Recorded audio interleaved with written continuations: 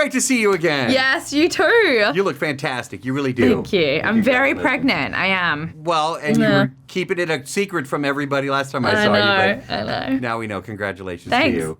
I heard a story that you really, really, really wanted to be a part of this film. It involves an iPhone. Okay, tell me about that. That could get weird, that story. Right, well, I know, yes. but tell me why. Okay, well, I just shot it on an iPhone, my audition.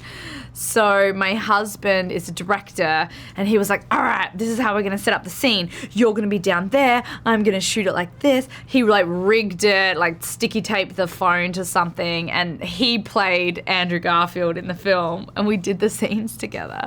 And then he was like, oh my God, this tape's great. We send it off. We don't hear anything for 3 months. And I was like, oh, I guess we kind of bombed that audition. And then sure enough, I find out that Mel liked it and he wanted to Skype, and I ended up Skyping with Mel, had a disastrous Skype meeting, but I somehow got the role. Well, you did a fantastic job. And you know, people watching us right now are pulling their iPhones out right now as we speak saying, I'm going to be in the movies. Dreams can't come true. Was this an emotional role to play? Yeah, for sure. I took it I think I really took it to heart because I'm a mother to sons. This is my second son. And I just was so affected by the idea that these men would leave their families and their mothers and their wives and have to go out to war. I really took that on.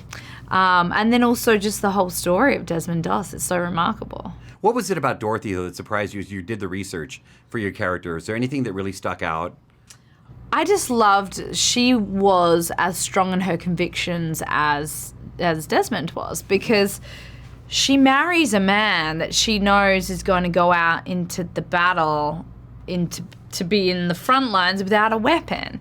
I mean, she probably at that time didn't expect her husband to come home. I mean, it's a really treacherous situation to be in. It's the brutality of war is very real, and then to not be able to defend yourself, I think, that's what I loved about her. But she never tried to change his mind. She just loved him for all that he believed in, and she probably wouldn't have loved him if he wasn't the way he was. So I really was drawn to that aspect of her.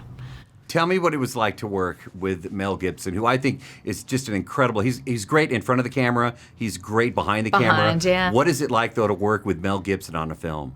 It's great. It's really different from what you would expect.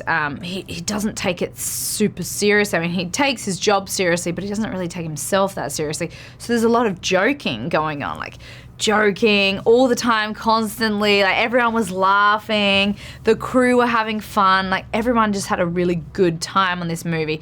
He's very passionate about it. He gets very excited behind the monitor if you do something and he likes it. He jumps up and down like a little kid. Like he's really infectious. He has this infectious energy about him. And then he's a genius. It's so interesting to be both of those things. He can be so funny, but also like completely on point with this story, and then he delivered this brilliant film.